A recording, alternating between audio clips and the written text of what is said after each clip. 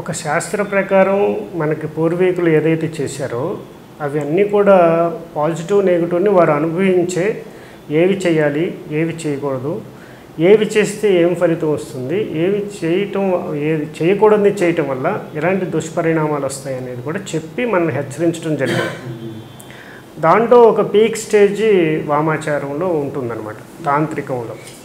తాంత్రికంలో కూడా అఘోర నాగ సాధువు విధానాలలో వాళ్ళని చూసి మిగతా వాళ్ళు నాగసాధువులుగా కాకుండా అఘోరులుగా కాకుండానే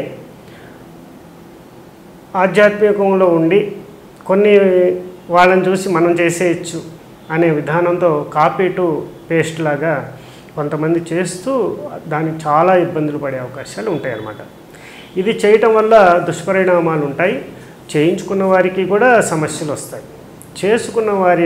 చేసిన వారి యొక్క వంశక్షయం తప్పదన్నమాట. కాబట్టి ఇలాంటి వాటి జోలికి వెళ్లకుండా ఉండటమే మంచిదని నా అభిప్రాయం.